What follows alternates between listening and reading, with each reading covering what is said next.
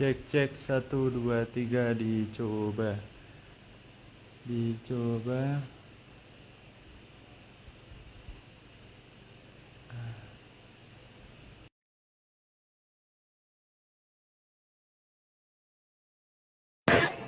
Tes Innal 1 2. hamdalillah nahmaduhu wa nasta'inuhu wa nastaghfiruh wa na'udzu billahi min shururi anfusina wa min sayyiati a'malina may yahdihillahu fala mudilla lahu wa may yudlil fala hadiyalah.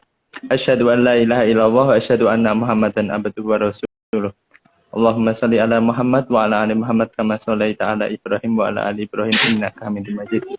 Alhamdulillah, segala puji bagi Allah Tuhan semesta alam yang telah memberikan kita nikmat sehat sempat sehingga kita dapat berkumpul dan live di Instagram bersama saya Rozi Elvan Rosadi dan Mas Agus Aufia sebagai Ketua PCIM India. Kali ini kita akan membahas tentang Ramadan di India. Bagaimana tentang Ramadan di India dan apa sih yang dihadapi teman-teman Muslim kita di India ini ketika bulan Ramadan. Ya, sudah hadir bersama kita kali ini Mas Agus Aufia. Assalamualaikum warahmatullahi wabarakatuh, Mas Agus. Waalaikumsalam warahmatullahi wabarakatuh. Terdengar jelas suara saya, Mas Rozi? Jelas sekali, Mas. Alhamdulillah kalau begitu. Gimana kabarnya Mas Rozi? Alhamdulillah saya kabarnya baik sekali, Mas. Luar biasa. Alhamdulillah. Semoga nonton ya. Semuanya juga dalam keadaan sehat walafiat yang sudah hadir di sini. Hyderabad aman ya? Hyderabad gimana Hyderabad? Alhamdulillah, ya, alhamdulillah aman Mas untuk Ramadan kali ini. Jadi nanti kita ceritakanlah bagaimana tarawihnya mereka dan Iya, betul. bagaimana sholat jamaahnya nanti kita ceritakan dari sisi saya Hyderabad dan Mas Agus di New Delhi. Iya, betul. Jadi saya berharap narasumbernya jangan saya aja gitu. Jangan kita switch ya. Nanti kita gantian ya. Saya jadi penanyanya. Ya, Gantian kita. Saya mau mengingatkan kepada teman-teman yang sedang mengikuti kegiatan kita kali ini, apabila ingin bertanya langsung saja ya, di pertanyaannya ditulis di komen di bawah itu. Mas Agus katanya, Mas Agus suaranya agak pecah. Oke, suara saya agak pecah. Iya, kata Tes Mas 1 2. Apakah masih pecah? Mas Rozi sendiri? Saya sendiri cukup pecah sih, tidak begitu jelas gitu loh. Oh, tidak begitu jelas ya? Oh, oke. Sebentar. Oke. Tes 1 2, tes. Gimana? Iya, masih sama, Mas. Masih sama ya? Oke. Iya, tapi Mungkin aslinya terdengar. Untuk teman-teman yang sedang menyimak, gimana terdengar atau tidak suara Mas Agus? Masih sama. ada kata Mas Mursid ya. Oh, oke. Iya. Ada yang bilang jelas ya di situ ya. Nggak pecah kok, jelas gitu. Oke, tapi tes 1 2. Sebentar. Kalau begitu apa gimana ya? Sebentar ya. Iya, di setting dulu aja Mas, tidak berburu-buru. Jadi teman-teman di sini nanti insya Allah kita akan cerita tentang kegiatan Tes 1 2. Ramadan kita. Ya, ini cukup jelas Mas. Ramadan kita sama di India dari perspektifnya Mas Agus sendiri dan saya di Hyderabad. Tentunya Mas Agus ini kan sudah lebih lama di sini ya. Jadi ceritanya mungkin lebih banyak dari saya. Saya kan baru hampir 2 tahun ini di India. Jadi mungkin Mas Agus nanti bisa memulai ceritanya lebih panjang daripada saya. Monggo Mas Agus, kita mulai dari mana ini? Oke, sebelumnya mungkin kita sebelum masuk ke perbincangan Ramadan di India, setidaknya saya ingin mengabarkan dulu bagaimana perkembangan keadaan India saat ini ya. Terlebih yang sedang ramai kali ini adalah terkait COVID-19. Alhamdulillah ya, alhamdulillahirobbilalamin. Kita mendapatkan kabar cukup positif ya terkait posisi kurva dari kasus COVID-19. Alhamdulillah kalau kita lihat di sini untuk India terjadi tren penurunan ya. Kurvanya menurun setelah melewati puncak, setahu saya itu puncaknya berada pada tanggal 5 kalau nggak tidak salah ya, sebentar ya di sini. Oke, tanggal 6. Ya, tanggal 6 itu adalah puncak tertinggi yaitu kasusnya 414.000 ya. Dan alhamdulillah setelah ini trennya menurun dan terakhir di tanggal 10 sudah menurun ke angka 329.000 gitu ya. Jadi semoga saja tren penurunan ini semakin bagus ya ke depannya gitu ya. Yang pastinya kita tetap taat dalam protokol kesehatan. Dan kalau kita lihat kasusnya di Delhi juga terjadi penurunan yang bisa dikatakan cukup signifikan ya. Cukup signifikan yang mana di puncaknya itu terjadi kita di 20 April sebenarnya 28.000 kasus, lalu ada lagi puncak selanjutnya yaitu di 30 April 27.000 kasus, lalu sekarang per 10 Mei kita mendapatkan 12.651 kasus. Jadi alhamdulillah tren penurunan terjadi, tapi tadi Chief Minister Arvind Kejriwal menyatakan kita harus bersiap-siap di gelombang selanjutnya dan pemerintah akan benar-benar menyiapkan fasilitas kalau terjadi ada 30.000 kasus yang muncul gitu ya, segala fasilitas kesehatan pun dipersiapkan. Namun sampai saat ini lockdown masih berlanjut, Mas Rozi ya. Okay. Sampai 17 Mei. Saya kurang tahu kalau di Hyderabad gimana? Untuk di Hyderabad sendiri, pagi ini tadi ada meeting dari Dewan Perwakilan Rakyat mengatakan bahwa kita harus segera mengambil lockdown, langkah lockdown. Akhirnya ditentukan pada tanggal 12 besok, itu mulai lockdownnya untuk 10 hari ke depan. Hanya 10 hari Mas untuk di Hyderabad. Oke, jadi memang begini ya, ada yang sudah melakukan lockdown ya beberapa negara bagian lain, tapi ada juga yang sebelumnya parsial lockdown ya, baru mulai lockdown. Saya ngebaca sih ada yang mulai benar-benar lockdown juga gitu akhir-akhir ini, termasuk berarti Hyderabad ya. Oke. Alhamdulillah kalau begitu. Oke, kita sekarang masuk ya terkait pembahasan bagaimana sih Ramadan di India gitu ya. Apakah ada perbedaan dengan di Indonesia gitu ya. Sampai mungkin ada yang bertanya apakah ada yang juga pakai ketupat gitu ya. Layaknya di Indonesia gitu. Oke. Kalau berbicara tentang Ramadan di India, hal yang paling pertama yang akan kita temukan perbedaan adalah terkait penetapan tanggal 1 Ramadan. Itu hampir ya dengan Indonesia dan mungkin bahkan dengan Arab Saudi. Kalau di India itu bisa dikatakan terlambat 1 hari biasanya ya, telat 1 hari dari mainstream penetapan ini ya 1 Ramadan itu sendiri. Ini kenapa bisa terjadi? Setelah saya cek memang mereka menggunakan Ruqyatul Hilal ya, teknik Ruqyatul Hilal dengan melihat gitu ya langsung terhadap bulan. Tapi yang saya dengar sih tidak menggunakan peralatan secanggih di Indonesia gitu ya, menggunakan misalnya teropong ya istilahnya untuk mengetahui bulannya walaupun sekecil apapun, tapi justru mereka setahu saya menggunakan mata telanjang langsung gitu ya untuk menetapkan tanggal 1 Ramadan itu sendiri. Iya, dan kalau di New Delhi Mas Rozi, di sini kita yang menentukan adalah Jamiat Ulama Al-Hind ya. Jamiat Ulama Al-Hind atau artinya kalau tidak salah perkumpulan gitu ya, asosiasi ulama India. Nah, tapi saya kurang tahu ya apakah ini juga berlaku sampai Hyderabad ataupun negara bagian yang lainnya, tapi Jamiat Ulama Al-Hind ini memang dia diakui untuk di daerah India Utara. Nah, silahkan kalau di Hyderabad seperti apa? Kalau di Hyderabad sendiri, kemarin saya tanya-tanya salah satu imam di daerah Medipali ya, dekat Hyderabad itu. Dia mengatakan bahwa kita ikut yang jamaah itu, yang dikatakan Mas Jamiat Ulama Al-Hind. Iya, Jamiat Ulama Al-Hind itu tadi, bahwa Ramadannya kita mulai tanggal berapa kemarin? 12 nih. Kalau tidak salah, pokoknya telat 1 hari daripada di Indonesia. Iya.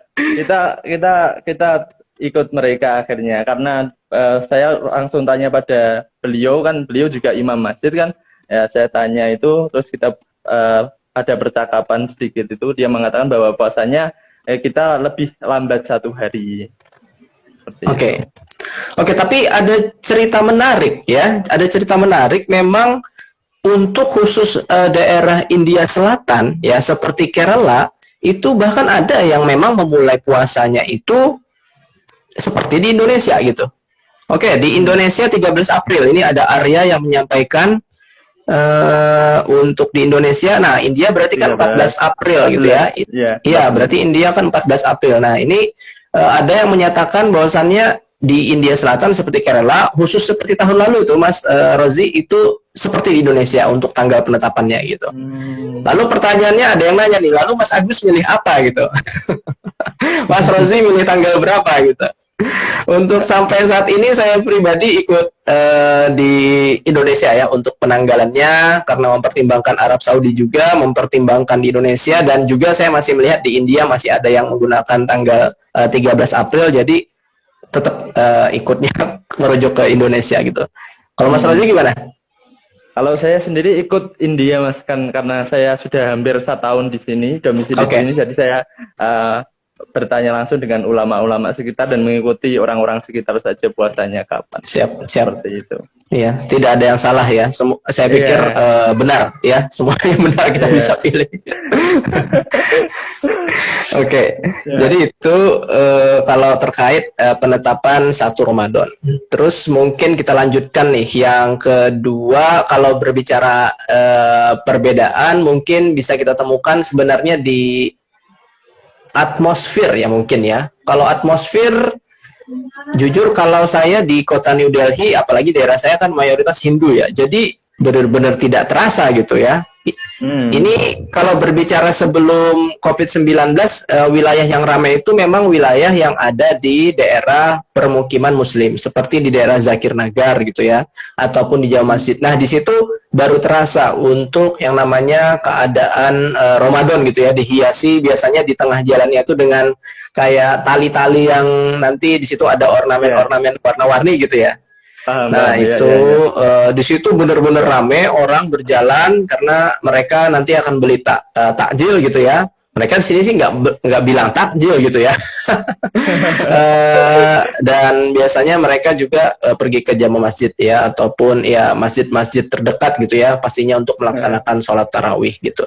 Kalau sholat tarawih sendiri sih di sini 11 rakaat kalau di tempat saya, di kampus saya gitu. Oke. Jadi kalau di Hyderabad Mas, Hyderabad juga sholatnya 8 rakaat 3 witir. Ya 11 lah totalnya. Ya, tapi karena lockdown ini beberapa masjid akhirnya ditutup, tapi masyarakat juga tidak kehabisan akal. Akhirnya mereka menyewa flat gitu yang kosong, terus sholatnya di flat berjamaah. Seperti itu. Dan masjidnya gitu kosong, ya. Karena nggak boleh sholat di masjid, jadi sholatnya malah di flat. Oh gitu ya. Kayak gitu. Iya. Kalaupun sholat di masjid, itu ada jam-jam tertentu masjidnya nanti dikunci. Oke, itu ada petugas gitu, polisi gitu. Ada kalau nggak dikunci nanti bisa ditangkap lah kasarannya gitu, dibubarin. Jadi mereka ngakalinnya ada jam-jam nanti jam 8 malam pas waktu sholat isya tet itu langsung digembok. Jadi nggak boleh keluar, nggak boleh masuk lagi. Ya, nanti sampai sholatnya selesai baru dibuka. Biar orang-orang di luar tahu bahwa masjidnya itu nggak ada orang gitu loh, kasarannya seperti itu. Oke, tapi sholat 5 waktu? Sholat 5 waktu ada. Sholat 5 waktu tetap berjalan seperti biasa, tapi cepat Mas. Oke. Tidak boleh duduk-duduk seperti zaman dahulu kan masih nongkrong-nongkrong ngobrol sana sini, itu kan masih biasa dulu. Jaga jarak. Sholat jaga jarak, tapi setelah sholat ya langsung keluar. Oke. Oke nih, ingin menjawab pertanyaan ini dari Afdillah ya. Di India ada yang membangunkan sahur nggak, Mas Agus? Oke, saya berbicara di asrama kampus ya. Di asrama kampus kan memang bukan kampus Islam ya. Itu tidak ada gitu. Dan setahu saya juga di wilayah mayoritas Muslim juga tidak ada orang-orang bangunkan sahur, misalnya di masjid gitu ya, ataupun mungkin yang keliling seperti di Indonesia. Kalau Hyderabad gimana nih? Kalau di Hyderabad sendiri kayak di Indonesia pakai mic tidak ada ya, sahur gitu nggak ada. Ya, tapi karena saya di asrama dan asrama saya itu hampir 80% mayoritas Muslim gitu. Oh luar biasa. Kita punya grup juga, grup jamaah sholat gitu. Jadi kita saling mengingatkan satu dengan yang lainnya tentang batasan kapan sholatnya, kapan kita sahurnya, itu seperti itu. Itu caranya gimana maksudnya? Kita calling pakai WA grup itu Mas. Oke, oh calling, pakai WA grup ya. Oke. Iya. Lebih senyap Pakai gitu. WA grupnya itu. Iya.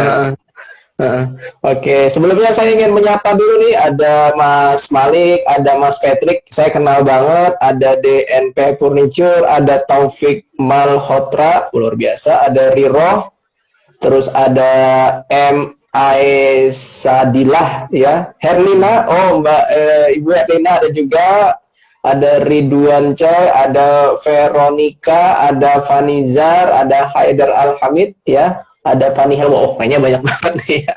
Ini kata Mbak Dian menarik nih. Mbak Dian bilang nih, Mbak Dian dari Hyderabad mengatakan bahwa kalau di perumahan Muslim di Hyderabad itu ada bangunin sahur pakai bahasa Urdu, tapi saya belum pernah dengar karena mungkin daerah saya daerah Hindu ya, jadi kurang terdengar suara itu. Pakai mic masjid atau keliling? Iya, pakai mic masjid kata Mbak Dian di sini tadi. Oke. Kalau di wilayah Muslim saya pikir bisa jadi gitu. Hal itu bisa terjadi ya. Kalau di daerah yang ada Hindunya saya pikir memang menjaga toleransi juga, saya pikir gitu ya. Mungkin kita menjawab pertanyaan dulu nih yang sudah ada ya Mas Rozi ya. Oke. Pertanyaan pertama di sini ya, Ramadan di India paling nikmat pas musim apa? Waduh, sebenarnya kalau bisa milih musim ya musim dingin ya Mas Rozi ya. Musim dingin, ya, bener. Siangnya pendek, malamnya panjang, tapi ya musim bulan Ramadan ataupun bulan puasa ini adanya biasanya di musim panas gitu. Dan beruntungnya sih semakin ke depan ya, semakin waktu ke depan itu semakin kita mendekati sebenarnya ke musim dingin sebenarnya ya. Dan dulu teman orang India saya bilang, ya Gus, dulu waktu saya kecil bulan Ramadan itu ada di musim dingin gitu. Tapi kan perlahan demi perlahan kan waktu berjalan ya. Jadi mendekati ke musim panas dan sekarang kayaknya mulai mendekati lagi ke musim dingin gitu. Dan saya ingat banget waktu tahun 2014, 15, 16, Masya Allah. Puasa di cuaca 45 derajat Celcius, kanan kiri orang minum makan ya, mereka kan beragama Hindu sah-sah aja kayak gitu ya. Aduh, saya itu antara haus banget dan ingat neraka juga kadang gitu karena saking panasnya gitu. Oke. Kalau masalah sih gimana jawabnya tuh? Kalau Ramadan 2 tahun pengalaman saya di sini ya, Ramadan itu saya kenanya di summer terus. Iya. Di summer pasti terus, di musim panas, iya. Pasti di musim panas, kebetulan pasti di musim panas. Dan kalau tahun kemarin Mas itu hampir dari awal sampai akhir itu panas terus. Kalau tahun ini nggak tahu kenapa ada hujannya. Nah betul, ada hujannya. Iya. Tapi akhir-akhir 10 hari terakhir ini panasnya itu kayak panas banget gitu loh. Iya nggak betul. tahu kenapa ini di Hyderabad. Karena kan kita juga bulan Mei, Juni, Juli itu kan nanti puncak-puncaknya musim panas gitu. Itu alhamdulillah gitu kan kita bentar lagi Ramadan jadi bisa cukup terkurangi ujian kita gitu ya. Oke. Ini Mas Mursyid ada ini mengatakan bahwa kalau di Mihram Nagar Masjid Sahih tempat biasa saya Jumatan mereka masih tarawih 23 rakaat dan masih bukber walau jumlah jamaahnya terbatas Mas karena jamaah rata-rata orang jauh yang kerja di airport itu katanya. Oh, Masya Allah, Mas Mursyid, Assalamualaikum ya, sehat selalu di tanah air ya. Kangen juga ini. Terima kasih atas informasinya. Berarti masih ada ya. Tapi kalau di tempat saya memang benar-benar nggak ada gitu.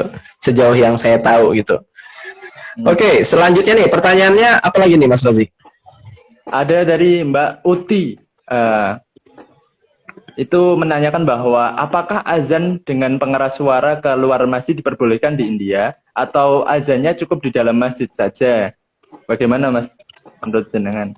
Oke, kalau untuk di kota New Delhi ya, jikalau itu daerahnya bukan mayoritas Muslim, biasanya azannya dengan pengeras suara di dalam aja, ya, di dalam aja. Jadi tidak sampai tidak sampai keluar keras gitu ya.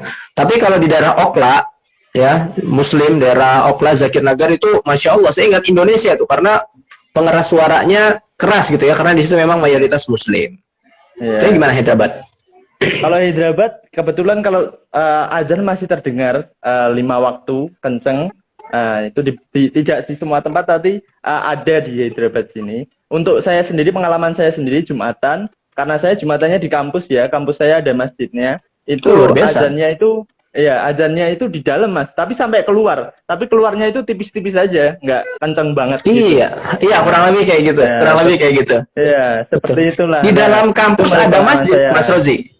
Iya, iya. Di dalam kampus ada masjid itu, kalau di Hyderabad mungkin cuma di JNTUH mungkin ya. Luar Ada biasa. masjidnya. Luar biasa. Iya.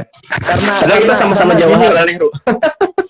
iya, menariknya gini Mas, teman-teman itu juga yang muda-muda itu menghidupkan masjidnya. Mereka juga kalau kampus itu capek istirahat di sana, ngaji di sana, gitu mereka. Oke, oke. Jadi Menarik, menarik. hidup Saya masjidnya. saya pengen banget ke Hyderabad ya, apalagi biryaninya katanya mantap, mantap banget. Wah, Tapi masih lockdown, sabar. iya iya iya. Lanjut ke pertanyaan selanjutnya apa nih Mas Rozi? Pertanyaan selanjutnya adalah lebarannya gimana? Ikut yang mana? Kalau di India, katanya Mas Mbak Herlina 7, Mbak Herlina 7 itu bertanya lebarannya bagaimana? Oke, kalau Lebaran kita untuk saat ini ya, untuk saat pandemi ini memang di rumah saja ya untuk Lebarannya ya. Dan otomatis saya ikut Lebaran ya ikut Indonesia ya di tanggal berapa? 13 kita ya. Di tanggal 13 dan sebenarnya sebelum pandemi ini kita biasanya Lebaran itu di KBRI New Delhi. Masya Allah ya, bisa ketemu banyak orang Indonesia, masakannya ada opor ayam, ada rendang, waduh itu ada ketupat, ada pokoknya seneng banget kayak di Indonesia gitu. Tapi sekarang kita harus menahan itu dan ya tidak lain sebenarnya untuk menekan penyebaran kasus COVID-19. Kalau Mas Ya, Rozi? benar sekali. Kalau saya lebarannya kemarin ya, karena saya ceritakan tadi bahwa mayoritas di sini ya sama Muslim ya. Jadi kita merencanakan sendiri, ayo kita masak sesuai dengan daerah masing-masing. Terus kita duduk bersama, kita makan bareng gitu. Dari mana aja Mas Rozi? Itu dari Ethiopia, Afrika, ada dari Egypt, ada juga yang dari Afghanistan sih mayoritas emang. Wah mantap Terus itu ada Afghanistan dari itu. Sudan itu. Ya, ya mereka terus bawa makanannya, kita makan-makan bareng gitu di situ. Satu tempat Wah, gitu. mantap, mantap. Pasti itu enak banget gitu ya, bisa menikmati kuliner dari negara-negara lain ya. Iya, Mas. Alhamdulillah. Oke. Oke nih, saya ada pertanyaan nih di sini dari Hartini 308. Waktu berpuasa India berapa jam, Mas Agus? Oke. Untuk saat ini, kalau secara umum sih 14 jam. Tetapi kalau sekarang ini kita, kalau di Delhi ya, waktu subuh masuk di jam 4 lebih 9. Di mana itu waktu azan subuh kita sudah tidak bisa makan lagi, jam 4 lebih 9. Waktu buka puasa di jam 7. Berarti berapa jam tuh, Mas Rozi? Anggap aja mulai dari jam 4. Iya, 14-15 jam ya. 14-15 jam. Iya, ditambah dengan suhu yang panas gitu. Ya. Jadi bersyukurlah di Indonesia lebih 13, Indonesia 13 12. Iya, sama ya Mas Rozi, jam berapa sahurnya? Buka puasanya? Sini sahurnya kebetulan nggak boleh benar-benar nggak boleh makan itu 4:30 lah. Oke. Gitu. Kalau bukanya itu di sini 6:45 biasanya. Lebih sedikit pendek daripada kota New Delhi ya berarti ya. Kita juga ngikuti tanggal itu, Mas. Oke. Oke, ini ada pertanyaan lagi dari Zizam N. Keseruan ngabuburit di India, apakah takjil dan suasananya ada kesamaan dengan di Indonesia? Kalau saya lihat ya, untuk kota New Delhi ya, keseruan ngabuburit sih tidak, ngabuburitnya tuh biasanya di pasar sih ya. Maksudnya mereka beli-beli keperluan ataupun beli buat takjil gitu ya. Tetapi kalau misalnya nungguin ngabuburit dengan jalan-jalan ke mana gitu ya, ke pinggir sawah, lihat ini, lihat itu, atau main-main, kok saya sejauh ini masih belum lihat gitu kalau yang saya tahu. Tapi saya kurang tahu kalau yang dapat gimana. Kalau di tempat saya apanya nih, Mas? Ngabuburitnya, keseruan ngabuburit. Apakah takjil dan suasananya sama seperti di Indonesia? Kemarin saya kebetulan keluar sore ya. Jadi terus lihat di pinggir-pinggir jalan itu ada makanan khas kalau Ramadan di sini. Namanya halim. Halim. Halim. Jelasin tuh. Halim itu. Ya, itu ada yang campuran daging ayam, ada yang campuran daging kambing. Itu kan Kalau kayak gini kan, daging yang kayak sudah jadi bubur gitu ya? Iya, dimasak lama itu loh Mas. Oke. Nah itu paling terkenal kan di Hyderabad juga terkenal banget itu. Kalau brandnya Pista House. Oke. Berapa Mas harganya Mas? Belinya berapa? Setengah kilo, 1/4 kilo, atau gimana tuh? Atau udah ada?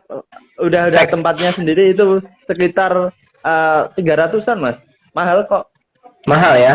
Tapi enak ya? Masuk mahal. Enak, worth it lah. Karena musiman ya. Mantap sekali. Ya, Iya.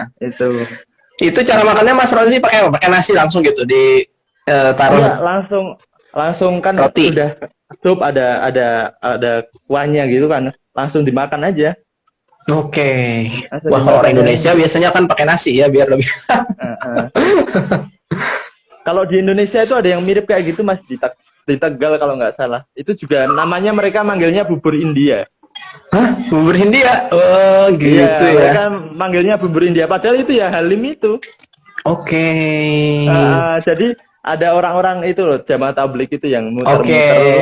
Berarti mereka bawa ke Indonesia. Waktu bulan Ramadan. Iya. Mereka sebut aja, udah gampangnya sebut aja bubur India gitu Bubur kan. India. Ini ternyata kita tahu sejarahnya dari Mas Rozi. Luar biasa Mas Rozi mengungkapkan sejarah ini gitu ya. Oke. Nah, ini ada pertanyaan dari Mas Mursid, apakah Masjid Makkah di Charminar dipakai untuk tilawah? Untuk tilawah kemungkinan tidak Mas, karena hanya sholat 5 waktu saja dibolehkan di sana. Kemarin saya sempat sholat 5 waktu itu, baru zikir bentar itu langsung diusir suruh keluar sama polisinya. Kebetulan yang jaga polisinya di sana juga Muslim, jadi kita dibolehkan sholat tapi harus selesai cepat itu. Tapi jamaah masih ada, jamaah 5 waktu masih ada. Oke. Itu di Masjid Makkah itu. Berarti ini Mas Rozi sekaligus menjawab pertanyaan dari Langit Az-Zahra terkait iktikaf di masjid. Apakah ada Mas di era pandemi ini? Berarti nggak ada juga ya? Kalau di daerah Hyderabad sini, teman-teman saya itu saya tanyain mereka nggak iktikaf. Tapi di luar Hyderabad agak jauh mereka iktikaf. Tadi ada yang telepon saya tanyain kamu lagi di mana? Dia jawab saya baru iktikaf di masjid. Luar biasa itu, ya? Itu luar biasa. Kalau sejauh ini sih saya benar-benar nggak bisa keluar rumah nih Mas Rozi ya, hanya di sekitar sini dan kayaknya emang di Delhi benar-benar diketatin, sejauh ini nggak ada gitu iktikaf itu. Tapi saya belum tanya sih teman-teman di Zakir Nagar ya yang merupakan wilayah Muslim itu, tapi kemungkinan juga tidak ada gitu. Oke, ini kita sedikit kembali lagi nih ya menjawab pertanyaan dari Yuyun Hastiwi ya terkait sholat tarawih di India. Nah, kalau yang boleh saya terangkan sedikit lagi ya. Tadi kan kita berbicara 11 rakaat ya. Sekaligus juga keunikannya seperti ini di India ya. Imamnya itu biasanya sih hafiz biasanya ya. Mereka biasanya yang hafal 30 juz. Kenapa? Karena setiap satu hari mereka nanti akan menyelesaikan 1 juz. Betul sekali. Jadi nanti kalau sudah 30 hari kan berarti sudah hatam semuanya. Nah, itu sih yang biasanya terjadi. Itu juga terjadi di kampus saya gitu. Ketika saya sholat berjamaah bersama teman-teman yang Muslim di asrama saya. Dan untuk bacaannya sih memang agak cepat sedikit sih, biasanya seperti itu, agar tidak terlalu capek ataupun tidak terlalu lama juga gitu. Benar. Dan satu hal juga, kalau nanti teman-teman ke India, apalagi yang laki-laki ya, karena yang ke masjid kan laki-laki ya, kalau yang perempuan kan biasanya di rumah ya, betul nggak Mas Rozi? Di Hyderabad juga? Kalau di Hyderabad Mas, di tempat saya ini unik, jadi ada masjid di kampus itu juga. Ada tempat laki-laki, ada tempat perempuan. Wudhunya terpisah juga. Toiletnya terpisah juga. Oke. Space-nya sama. Jadi, atau lebih kecil perempuan? Lebih kecil perempuan. Karena jumlahnya paling 1, 2, 3 yang sholat di masjid ya. Tapi ada tempatnya ada. Oke. Tapi tidak seperti di Indonesia ya. Hampir setengah-setengah gitu kan. Dari space masjid untuk perempuan dan laki-laki gitu kan? Iya, kalau Indonesia kan hampir setengahnya ya. Iya, Kalau betul. sini kecil doang, kecil itu. Iya. Dan yang paling penting juga karena di sini mazhab Hanafi, kalau sholat berjamaah tidak mengucapkan amin secara zahir. Nah, jadi Iya. ceritanya kan ada mahasiswa Indonesia nih sholat maghrib, si imam baca seperti ini, walat dolin, lalu si mahasiswa Indonesia nih menimpali amin suara keras. Dia terkejut loh, kok di samping saya nih pada diam semua Iya, gitu. Iya, karena orang India membaca aminnya secara lirih. Sama Hyderabad Hanafi juga mazhabnya. Iya, di sini juga kayak gitu, Mas. Adapun kalau amin cuman amin, gitu aja. Oh, oke, cepet gitu aja ya, biasa aja gitu ya. Ini ada Oke. pertanyaan dari Abdillah, Mas, menanyakan di India setelah Lebaran ada libur seperti di Indonesia apa enggak? Oh, oke. Wah, ini ya di India ini hanya libur 1 hari ya, setahu saya Mas Rozia, di hari raya Idul Fitri itu saja. Selebihnya langsung masuk. Ya, termasuk sebenarnya hari raya seperti Hindu yang besar, Holi, Diwali, setahu saya itu pun juga hanya sehari juga pemerintah ngasih liburan gitu ya. Entah di belakang itu nanti perusahaan yang ngasih liburan 2 hari, 3 hari terserah ya. Tapi pemerintah menetapkan libur nasionalnya cuma 1 hari di perayaan-perayaan tersebut. Ya, gimana Mas Rozi? Kalau di tempat saya, Hmm. di tempat saya sama, Mas. Nasional kan cuma 1 saja. Tidak ada libur tambahan lagi kayak di Indonesia. Itu. Oke. Tapi atmosfernya lebih besar mana antara bulan Ramadan sama bulan Idul Fitri sama Idul Adha? Paling terasa sih ketika Idul Adha ya. Idul Adha terasa sekali, Mas. Terasa sekali di sini. Bisa jelasin? Orang-orang tiba-tiba bawa karung semua. Jadi biasanya kan mereka bawa tas kan ya. Nah, itu karena Idul Adha mereka bawa karung kan ada dagingnya di situ. Kan di sini kan biasa nyembelih sapi, Mas. Kalau di sini. Iya, sapi boleh ya di Hyderabad ya. Ya tidak terbuka sih tapi boleh. Itu di rumah. Ya, tidak terbuka gitu. tapi boleh. Nah, jadi ini juga menjawab pertanyaan kepada teman-teman semuanya, bahwasannya iya betul memotong sapi itu tidak diperbolehkan, tapi khususnya di daerah India Utara seperti New Delhi, Uttar Pradesh, Rajasthan ya, dan sekitarnya itu memang tidak boleh. Tapi kalau di India Selatan atau mungkin yang ke atas ya, di Kashmir tuh boleh sebenarnya, di Kashmir pun boleh. Tapi di Hyderabad tadi boleh, tapi secara tertutup ya. Nah, ini mungkin yang bisa kita jelaskan juga gitu ya, agar tidak sepenuhnya gitu ya dipandang seperti itu. Oke, menarik. Selanjutnya ini ada pertanyaan, adakah ini dari Rikau 816, adakah Nasihatul Aisyah ya di India? Nah, sejauh ini kita memang tidak ada, baru adanya pimpinan cabang istimewa Muhammadiyah di India, dan kita pun sebenarnya juga di India ini kan mahasiswanya dan WNI-nya tidak sebanyak seperti Australia misalnya ataupun Jepang gitu ya. Jadi memang sumber daya kita manusianya memang sedikit gitu ya. Tapi kita terus berharap semoga saja kalaupun ini belum berkembang ataupun belum ada ya, hubungan antara Muslim Indonesia dan di India tuh bisa terjalin gitu ya melalui wadah PCIM India ini. Ada nambahin nggak nih Mas Razi?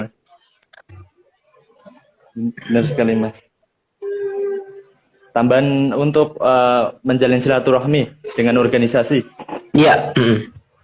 Kalau kita lewatnya biasanya charity ya, seperti yang sebelum-sebelumnya kita buat bersama Mas Agus. Kita biasanya minta tolong organisasi lokal ataupun masjid-masjid lokal untuk kita mintai bantuan membagikan bersama seperti itu. Kalau enggak kita biasanya minta anak muda dari kelompok pemuda di India, terutama kalau saya kan teman-teman saya kan orang-orang India asli semua kebetulan. Karena saya di sini sendiri adanya Indonesia juga satu perempuan gitu kan. Jadi saya temannya orang-orang itu India. Jadi saya minta tolong sama teman-teman saya itu tadi untuk membantu. Jadi silaturahminya bentuknya seperti itu. Kerjasama di dalam organisasi dalam bentuk charity seperti itu. Oke, kurang lebih sama ya. Karena kita juga di sini pun juga kebanyakan juga bekerja sama juga ya dengan organisasi-organisasi Islam yang ada di sini gitu ya. Dan memang kalau di Delhi ini memang paling banyak sih yang sejauh ini kita buat hubungan sih dengan muslim yang ada di Okla ya, di permukiman muslim Okla, Zakir Nagar. Di situ ada Islamic Dawah Center, di mana di situ uniknya begini. Jadi Islamic Dawah Center itu adalah tempat bagi orang mualaf ya. Yang mana mereka biasanya beragama Hindu, lalu mereka alhamdulillah mendapatkan hidayah dan menjadi muslim gitu. Nah, di situ biasanya dilakukan yang namanya bimbingan, pembinaan gitu ya, agar mereka bisa lebih mantap lagi ya dalam berislam gitu. Itu di Islamic Dawah Center. Semoga nanti setelah pandemi inilah, semoga ada kesempatan untuk bisa bersilaturahmi ya. Saya Mas Mursyid kayaknya sudah. Silahkan. Ada beberapa subscriber Mas Agus ini yang di sini. Oh, ada beberapa subscribermu, ya. Meredos ya, ada Meredos ya. Assalamualaikum. Assalamualaikum semuanya. Wah, terima kasih ya, ini sudah hadir di sini. Ini ada pertanyaan bagus Mas dari Endang Mobile. Mas Agus, kalau sholat Id di India apa hanya laki-laki saja? Oke. Kalau yang saya lihat ya, di India ini kan beberapa daerah seperti Nizamuddin, Jama Masjid ya, yang saya pernah lihat itu boleh ya, yang muslimah juga hadir gitu. Jadi tidak hanya yang laki-laki, yang muslimah, yang perempuan pun juga ikut sholat biasanya. Dan uniknya begini, kalau muslimah di India itu rata-rata mereka menggunakan pakaian hitam. Ya, menggunakan pakaian hitam dan biasanya juga menggunakan cadar hitam. Selain juga biasanya ada juga yang pakai kurti gitu ya, seperti koko tapi lengan panjang sampai ke paha gitu ya, dan mereka juga menggunakan jilbab seperti itu biasanya kalau mereka itu berpakaian gitu. Dan ingat juga, gimana Mas Rozi? Lanjut.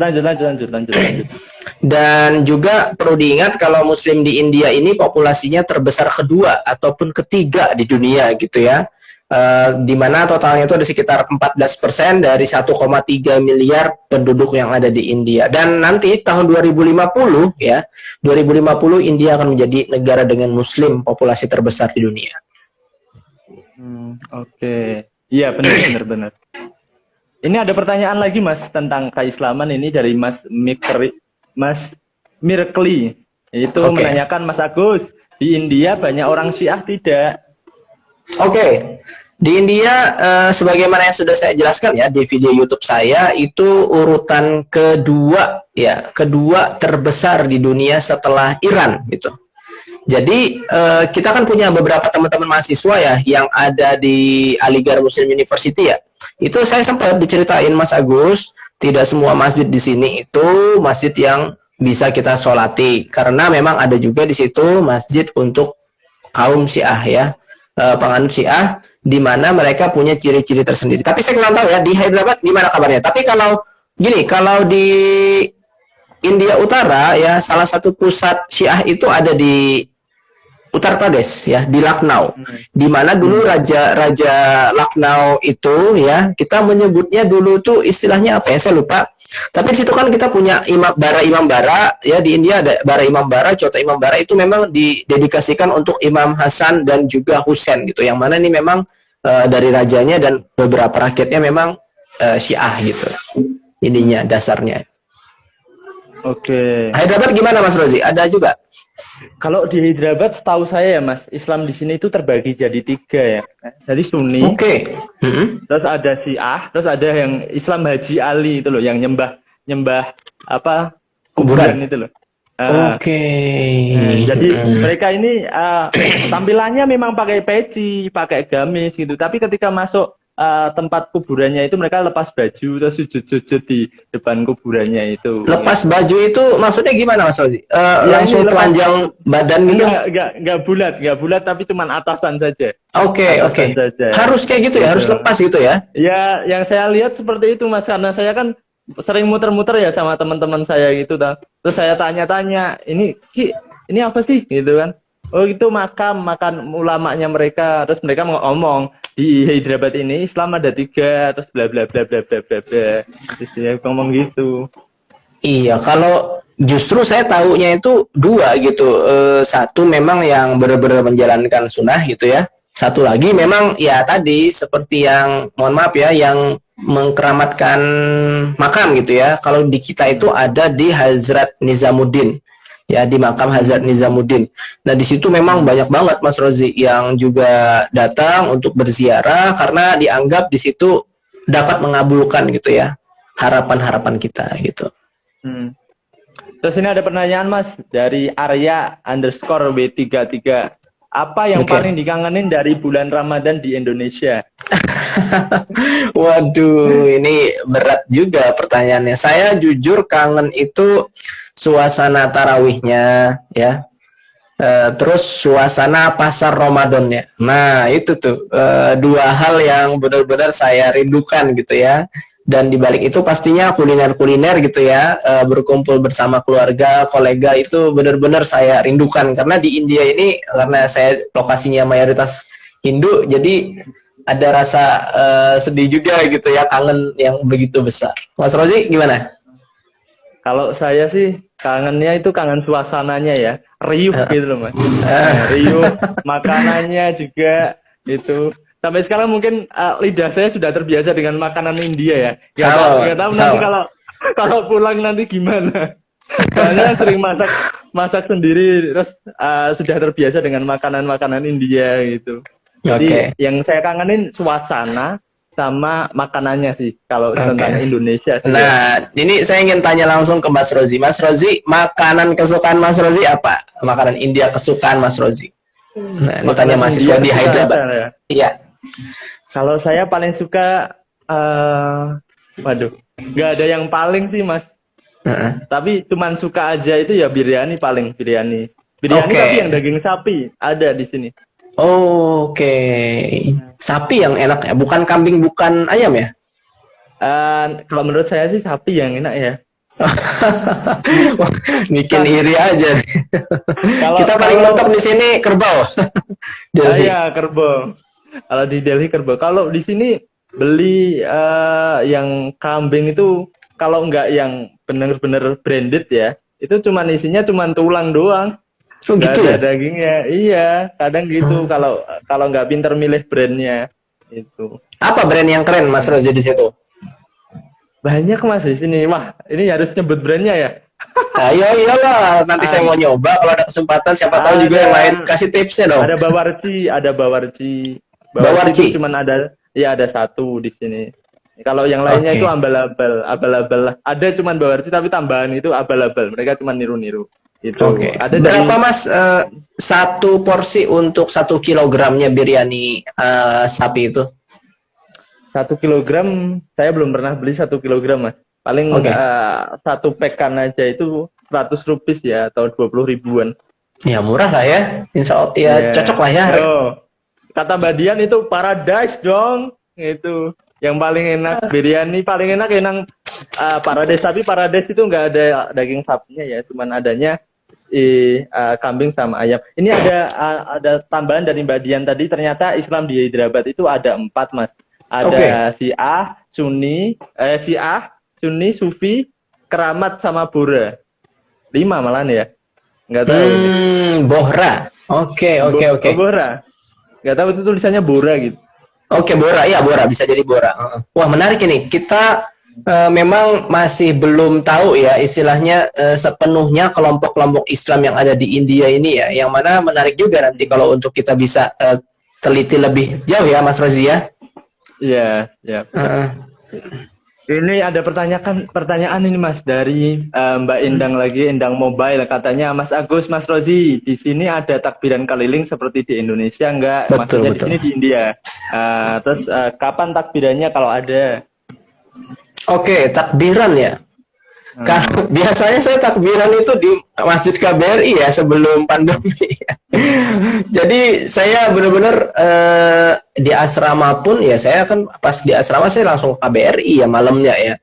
Dan saya mayoritas agamanya Hindu di sini. Saya tempat tinggal. Tapi Mas Roji mungkin bisa jelasin takbiran.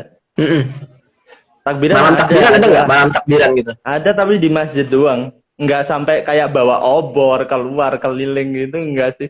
Nggak tahu kalau yang komplek, nggak tahu ya Mas, yang komplek Muslim mayoritas gimana. Mungkin Mbak Dian bisa nambahin nanti tentang takbiran. Iya, jadi gini loh, berarti perbedaan yang paling mencolok itu adalah kalau di Indonesia itu Idul Fitri ya ataupun bulan Ramadan benar-benar meriah gitu kan.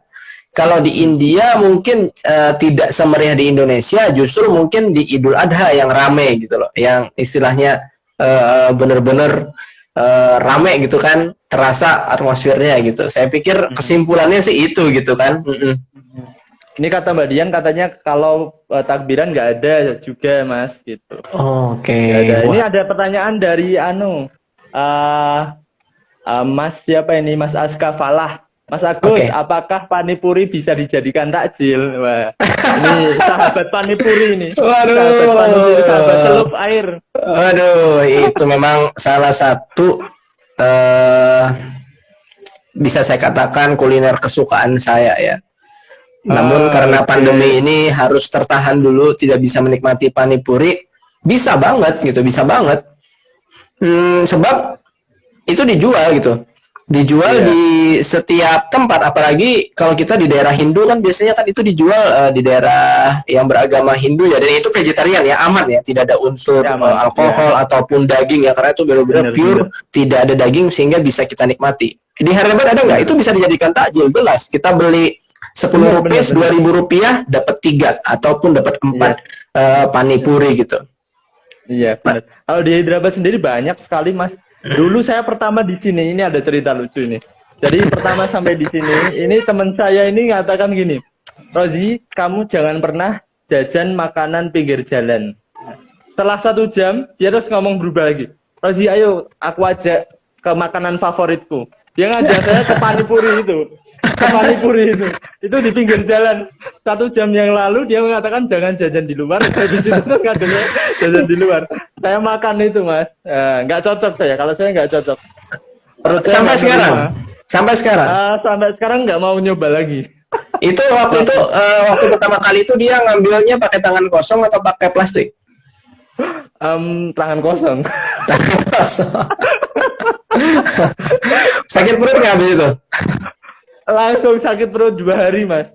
Waduh, berat ya. Jadi emang gini, gimana Mas Rozi? Iya, lanjut Mas, lanjut. Iya, jadi memang apa ya, untuk bisa perut kita itu menyesuaikan gitu ya dengan makanan-makanan street food India, itu memang tidak bisa langsung gitu. Datang sebagai mahasiswa langsung kita makan street food ya bisa dipastikan kemungkinan besar gitu ya langsung sakit perut sebagaimana yang terjadi dengan Mas Roji dan bahkan saya sendiri. Iya. Tapi alhamdulillah gitu saya waktu itu kan baru datang juga. Waktu itu kan saya juga baru datang. Jadi belum menyesuaikan lah perutnya. Iya. Gitu.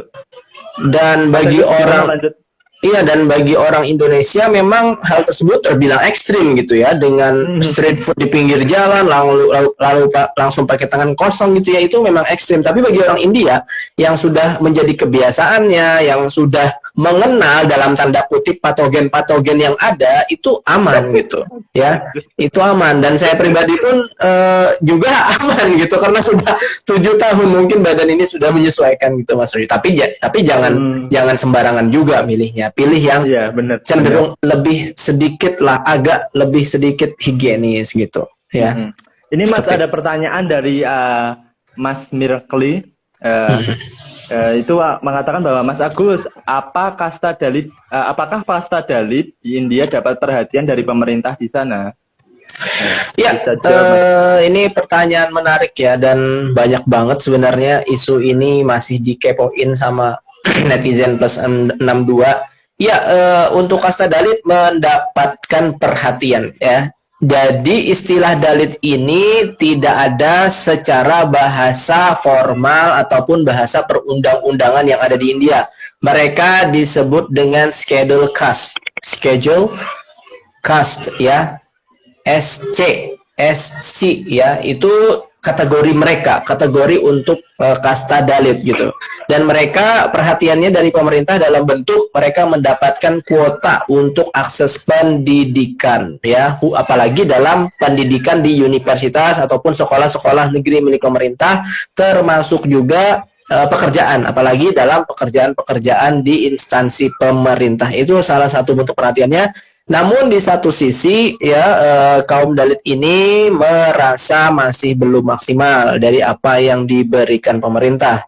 Ya, bahkan di konstitusi sebenarnya sudah disebutkan dilarang melakukan diskriminasi dari segi kasta, apalagi kepada kasta Dalit. Tapi memang secara praktek sosialnya memang masih belum bisa hilang. Secara konstitusi sudah pro, ya karena yang membuat kan konstitusi itu adalah B.R. Ambedkar ya, Mas Rozia. Yang mana B.R. Ambedkar ini adalah bapak konstitusi India dan beliau ini kastanya Dalit. Tapi pinter sekali ya, S3-nya sampai ke Inggris gitu. S3-nya sampai ke Inggris kalau nggak salah ya. Dan beliau menjadi bapak konstitusi India dan beliaulah yang salah satu yang menghilangkan ya istilahnya diskriminasi berdasarkan kasta apalagi Dalit gitu. Mas Rozi ada tambahan? Itu patungnya beliau itu di depan kampus saya, Mas. Oh Kalau gitu. ada peringatan tentang Dalit itu biasanya langsung diganti warna emas lagi, terus dikasih kalung-kalung bunga-bunga gitu. Betul. Ininya Tuh, di sini.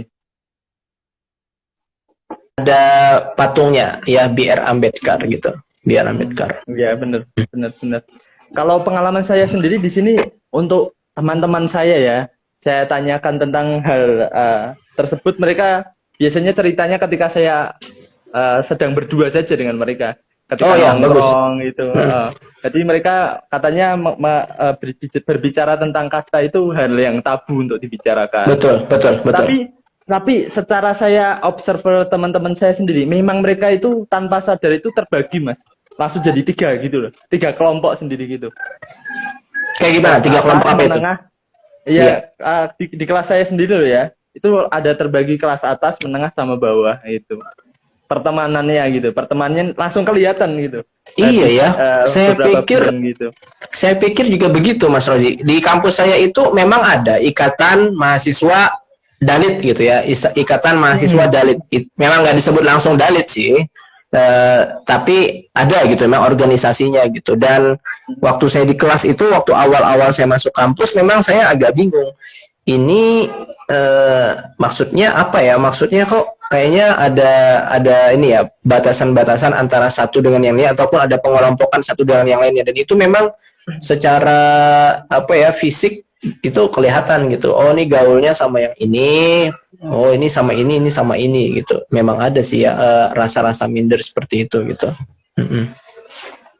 Yang kuota tadi yang dikatakan Mas Agus juga benar. Memang tiap universitas itu memberikan kuota untuk kasta masing-masing itu tersebut. Jadi kadang teman-teman itu ada yang benar-benar nggak belajar karena mereka sudah tahu kastanya di situ dan dapat tempat.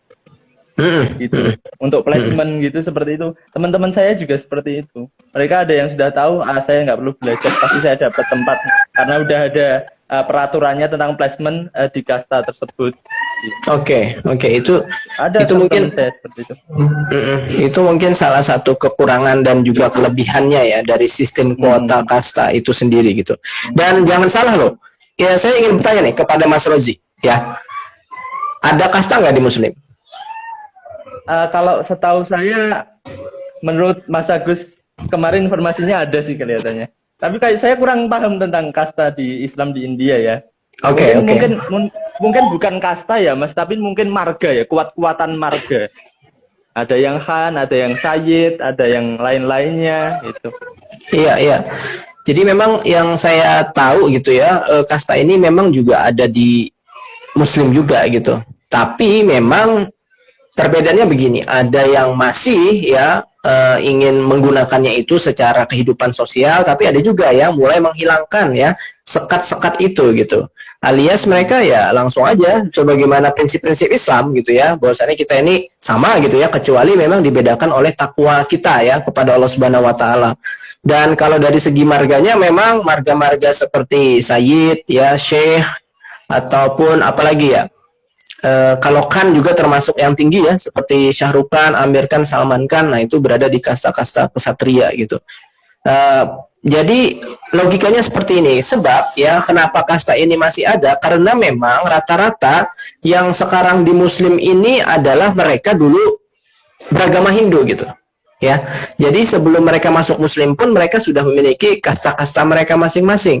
Dan ketika mereka berubah ke Islam, ya, mereka pun ya ada yang masih membawa ya nama-nama yang masih ada ikatannya dengan kasta-kasta tersebut. Ya, sehingga itu yang terjadi gitu ya. Tapi saya bersyukur kalau saya lihat waktu saya lihat di Islamic Dawah Center gitu ya, itu ketuanya Mas Rozi Bapak Umar Gautam. Namanya Umar Gautam. Gautam itu kan kasta tinggi. Ya. Tapi beliau luar biasa. Beliau ke semua orang gitu loh. Berbuat istilahnya baik gitu. Beliau merangkul semuanya. Nah, saya pikir ini salah satu tanda-tanda juga bahwasannya walaupun di situ ada kasta tapi ada yang sudah mulai coba menghilangkannya dan istilahnya memperlakukan orang-orang itu setara gitu ya. Tidak melihat kastanya gitu. Oke, ya. Ini ada pertanyaan, Mas. Bentar. Ini dari Mas Askafalah lagi. Mas Agus, sebenarnya penerapan kasta itu adalah kemiskinan struktural atau paradigma kaumnya yang memang miskin ya, Mas? Atau apa? Yang terakhir? Atau paradigma kaumnya yang memang miskin ya, Mas? Paradigma itu pemikirannya memang miskin seperti itu. Kalau yang saya tahu ya, berdasarkan literatur yang ada, kasta ini kan ada dan dibuat itu sebenarnya untuk membagi pekerjaan pada sistem sosial Hindu kuno gitu. Jadi pekerjaannya itu dibagi gitu. Ada pekerjaannya yang paling atas, paling tinggi adalah Brahmana, yang mana para pemikir, para intelektual, para akademisi. Dan biasanya itu digambarkan sebagai kepala. Ini adalah struktur tertinggi gitu ya dalam pekerjaan di struktur sosial ekonomi Hindu kuno. Lalu diikuti kesatria. Ya, kesatria ini biasanya mereka adalah para pemerintah, ya, para tentara ataupun polisi lah juga mungkin ya sekarang gitu ya, yang mana memiliki kekuatan politik. Nah, itu kesatria ya, diibaratkan dengan tangan gitu. Lalu ada juga pekerjaan yang selanjutnya itu sebagai pedagang. Nah, itu biasanya pengusaha pedagang itu digambarkan dengan kasta Vaisya, yang mana digambarkan dengan perut gitu ya, perut ya. Lalu yang paling bawah, pekerjaan paling bawah itu adalah pekerjaan bersih-bersih gitu ya, pekerjaan kasar, buruh, itu kasta Sudra, digambarkan dengan kaki gitu. Jadi itu sebenarnya sistem sosial ekonomi Hindu kuno, namun gitu ya, perlahan berjalan itu tetap diterapkan gitu dalam sistem sosial ekonomi atau bahkan sosial aja mungkin ya, sosial politik bahkan sekarang Hindu hingga saat ini, yang mana hal ini juga bisa bertahan disebabkan karena pernikahan ya, perjodohan yang biasanya, ingat loh ya, berdasarkan fakta ataupun penelitian itu 80-90% orang India ini perjodohan. Tidak ada menikah karena cinta gitu ya, tapi karena perjodohan, dan biasanya mereka berdasarkan kasta. Ya, arrange marriage, dan mereka berdasarkan kasta, sehingga kasta ini masih bisa bertahan sampai sekarang. Ini Mas ada pertanyaan Mas tentang wisata ini dari Mas Miracle. Mas Agus mau tanya, saya pernah nonton YouTube di channel lain, ada turis asing yang diikuti oleh orang India dan mereka selalu memaksa meminta uang kepada turis tersebut. Terus bagaimana kita menyikapinya, Mas? Pengemis itu, Mas. Biasanya iya, pengemis itu. Iya, pengemis itu kalau kita kasih perhatian, kita lihatin, itu mereka bakal ini gitu, bakal menambah ini ya, menambah cari perhatian mereka gitu. Jadi biasanya itu terjadi ya, bahkan kepada diri saya. Makanya saya itu biasanya kadang cuek ya, nggak melihat mereka ya, dan tidak berkata apa-apa kadang gitu, tidak berkata apa-apa. Tapi kalau kita melihat mereka, kalau kita bilang no, itu justru nanti malah tambah ini. Tapi kalau orang India asli biasanya kadang mereka langsung teriak gitu. Langsung teriak ataupun langsung ini ya, jauh gitu ya, pergi iya, dipukul bahkan. Ini kayak gitu, tapi itu sudah biasa gitu, udah biasa. Gitu, Mas. Oke nih, kita cuma 1 jam ya, Mas Rozi ya, mungkin ada pertanyaan lagi nih di akhir-akhir. Ini yang mau bertanya silahkan langsung ditulis pertanyaannya di situ. Kita masih punya 5 menit lagi mungkin ya, Mas. Iya, 5 menit lagi, betul. Waduh, jadi sekarang Mas Rozi buka puasanya kayak gimana? Masak sendiri atau bareng-bareng? Saya masak sendiri mas, kan masih Wih, single mas. apa saja yang dimasak ini? Cuman buat itu makannya buah-buah terus saya waktu COVID Masya ini. Allah. Sehat sekali ya, sehat sekali ya. Untuk menjaga, iya mas. Kalau Sendiri makan mas, berat? kalau sakit siapa yang merawat? Nah, masih muda nggak apa-apa. Ah, Lulus S2 nikah Mas Rozi ya. Ini kalau ada meredos ataupun penonton ya mencari seorang single berkualitas tinggi, ini Mas Rozi insya Allah. Masya Allah. Masya Allah. Ayo teman-teman yang mau bertanya silahkan langsung Iya. tulis di bawah pertanyaannya.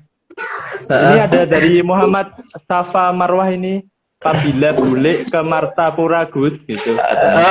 Aduh, sama Marwah ini adalah teman SD saya di Kalimantan Selatan, Martapura gitu. Kalau rencana pulang sejauh ini sih yang terpikirkan saat ini di akhir 2021 ya, akhir 2021 Desember insya Allah gitu. Tapi kita lihat aja perkembangan selanjutnya. Ini saya ingin menyapa nih Uno Didin ya, Didin dulu di University Resident UNISWM-nya, terima kasih. Di sini komennya mantap Mas Agus. Wah, terima kasih. Oke. Ini ada Sambil dari menyapa. Ibu Oke. Rezeki Puspita Rini, Mas Agus, semoga sehat selalu. Terus tadi dari Hani Apriana mengatakan bahwa Mas Agus Amin, vlog terima ke kasih. tempat penduduk yang ada elit di Delhi dong, ya. Tempat-tempat elit orang-orang di Delhi dong gitu katanya. Oh Buat vlog gitu. di sana. Oke, kalau di Delhi ini tempat elitnya sih di ini ya, di pemerintahan ya, karena kita kan ibu kota pemerintahan ya. Tempat elitnya itu di rumah-rumah pejabat biasanya, rumah-rumah pejabat. Terima kasih, ini adalah Tansa Mas Agus, gen mic-nya terlalu keras. Oke, terlalu keras ya? Oke, saya kurangin sedikit ya. Oke. Oke. Terima kasih. Sebelum masih ada ya atau tidak ada lagi? Kalau tidak ada, Tidak ada lagi yang bertanya. kalau tidak ada, izinkan saya mention semuanya dulu. Di sini kita mention Mas Rozi. Di sini ada Sri Rezeki Pita Rini. Terima kasih banyak. Han Apriana. Terima kasih banyak di sini. Sapa Marwah pastinya, sahabat. Terima kasih banyak. Dian Zer juga terima kasih banyak. Dian Zer 28. Terus di sini siapa lagi nih? Mirkle ya, Mirkle. Terima kasih banyak juga sudah hadir dan yang lainnya pastinya ya. Iya, benar. Oke, Oke. kalau begitu. Ini ada satu pertanyaan, Mas. Oke, siap. Ini yang terakhir mungkin ya, pertanyaan terakhir ya untuk Siap. session kali ini. Apakah benar wanita miskin dinikahi oleh orang kaya atau dijodohkan dengan orang kaya sejak kecil itu ada di India. Jadi apakah ada wanita miskin di India yang dijodohkan dengan orang kaya di India ini, ada Kak, Mas? Kalau saya lihat sistem pernikahan di India ini sepertinya hal tersebut sulit terjadi ya Mas Rozi ya. Karena kan pernikahan di sini kan kalau menurut saya itu even mereka Muslim ya, mereka itu yang putri harus ngasih mahar loh. Jadi iya, yang Muslim tuh tetap harus ngasih dowry kan? Iya, benar. Tapi Iya. kalau yang praktek ini Mas, menurut jenengan bagaimana? Yang putri miskin tapi dinikahkan dengan yang putra kaya, ada nggak Mas? Kalau begini, untuk yang Muslim ya, jadi saya baru aja dapat kabar teman saya yang Muslim itu dia nikah sama sepupu dia sendiri dan itu boleh dalam Islam, ya. Sepupu itu sudah boleh dinikahi dan itu dikatakan sudah bukan mahram ya, jadi boleh dinikahi ya, gitu. Dan itu terjadi di India. Tapi kalau misalnya kalau masih dalam hubungan keluarga bisa jadi aja gitu, misalnya si sepupunya gitu kan, ataupun sedikit sepupu dua kali ataupun bagaimana, itu mungkin masih bisa terjadi gitu ya. Tetapi kalau sampai selain beda ekonominya tidak sekufu, lalu kastanya tidak sekufu, sepertinya agak sulit terjadi Mas Rozi.